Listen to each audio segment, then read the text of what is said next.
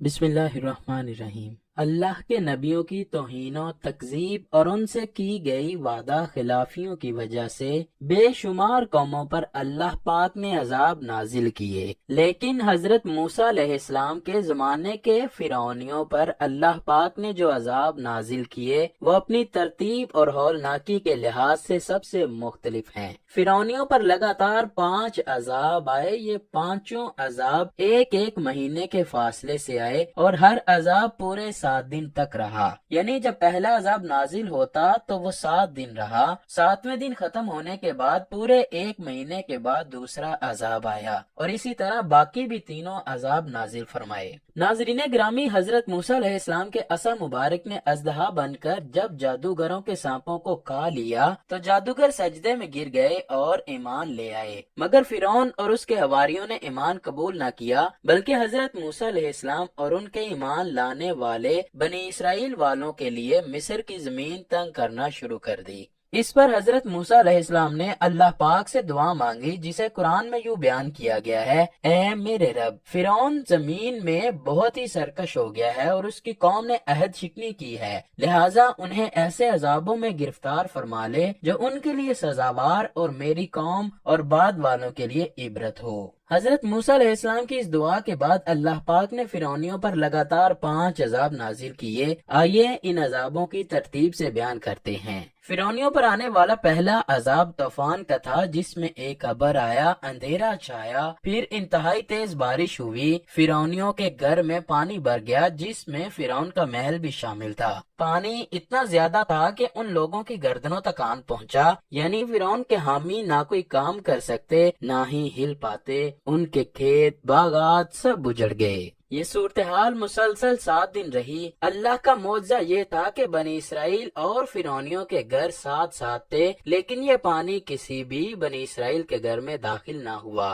7ویں دن فرعونیوں کی ہمت جواب دے گئی تو حضرت موسیٰ کے پاس حاضر ہوئے اور ان سے وعدہ کیا کہ آپ اپنے رب سے کہیں کہ ہم پر سے یہ عذاب ختم کر دے تو پھر ہم سب ایمان لے آئیں گے اور تمام بنی اسرائیلیوں کو آزاد کر کے آپ کے پاس بھیج دیں گے۔ چنانچہ آپ نے دعا مانگی تو طوفان کی بلا ٹل گئی اور زمین میں ایسی سرسبزی شادابی نمودار ہوئی کہ اس سے پہلے کبھی بھی دیکھنے میں نہ آئی تھی۔ کھیتیاں بہت شاندار ہوئیں اور غلوں اور پھلوں کی پیداوار بے شمار ہوئی۔ یہ دیکھ کر فرعونی کہنے لگے، یہ طوفان کا پانی تو ہمارے لیے بہت بڑی نعمت کا سامان تھا۔ پھر وہ اپنے عہد سے مکر گئے اور ایمان نہیں لائے، اور پھر سرکشی کی اور ظلم و عصیاں کی گرم بازاری شروع کر دی۔ اس عذاب کو ختم ہوئے جب 1 مہینہ ہوا تو پھر اللہ پاک نے فرعونیوں پر ٹڈیوں کا عذاب بھیج دیا۔ چاروں طرف ٹڈی دل کے بادل چھا گئے۔ یہ ٹڈیاں فرعونیوں کے کھیت باغات کھا گئے اور ان کے گھروں میں بھی داخل ہو گئیں، جبکہ بنی اسرائیل کے کھیت باغات اور گھر ٹڈیوں سے محفوظ رہے۔ یہ دیکھ کر بنی فرعون کو عبرت حاصل ہوئی اور فرعون نے ایک گروہ حضرت موسیٰ علیہ السلام کے پاس بھیجا کہ ان سے جا کر کہیں کہ اس عذاب سے جان چھڑوا دیں تو ہم ایمان لے آئیں گے اور بنی اسرائیل پر ظلم نہ کریں گے۔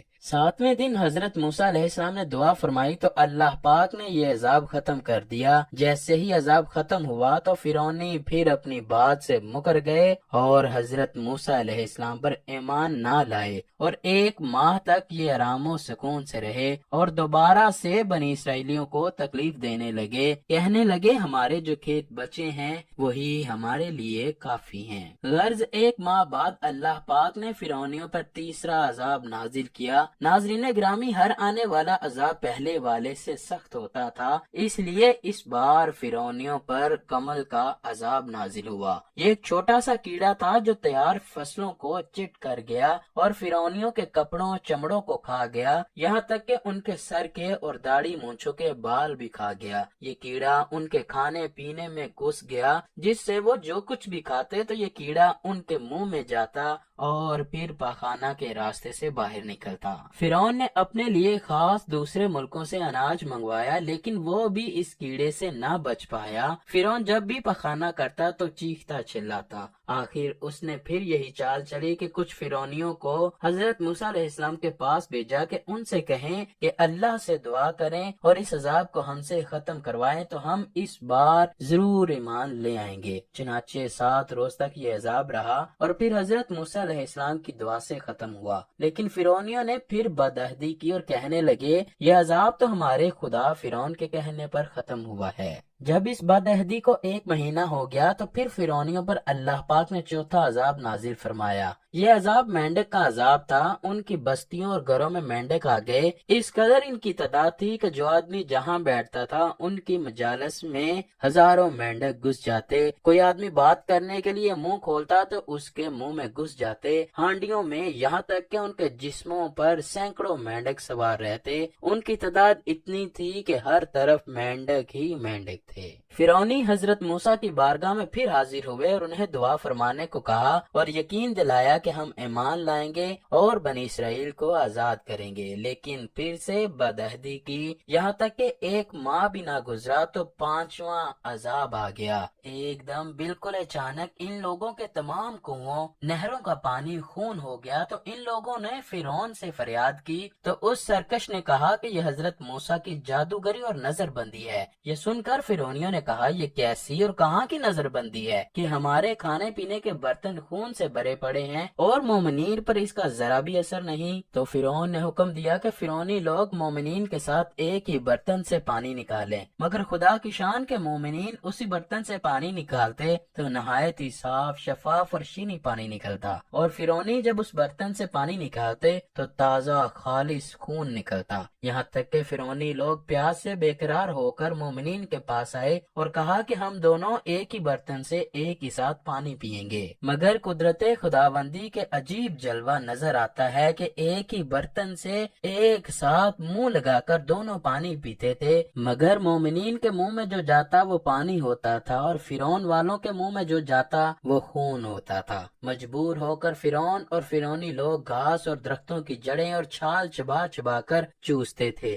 مگر اس کی رطوبت بھی ان کے منہ میں جا کر خون بن جاتی تھی۔ الغرض فرعونیوں نے پھر گڑ گڑا کر حضرت موسیٰ علیہ السلام سے دعا کی درخواست کی تو آپ نے پیغمبرانہ رحم و کرم فرما کر پھر ان لوگوں کے لیے دعائے خیر فرما دی تو 7ویں دن اس خونی عذاب کا سایہ بھی ان کے سروں سے اٹھ گیا۔ الغرض فرعونیوں پر 5 عذاب ایک ماہ کے فاصلے سے آئے، لیکن یہ بدبخت پھر بھی حضرت موسیٰ کی دعوت پر ایمان نہ لائے، یہاں تک کہ اللہ پاک کے قہر و غضب کا آخری عذاب ان پر نازل ہوا اور یہ تمام فرعونی اپنے بادشاہ سمیت دریائے نیل میں غرق ہو گئے۔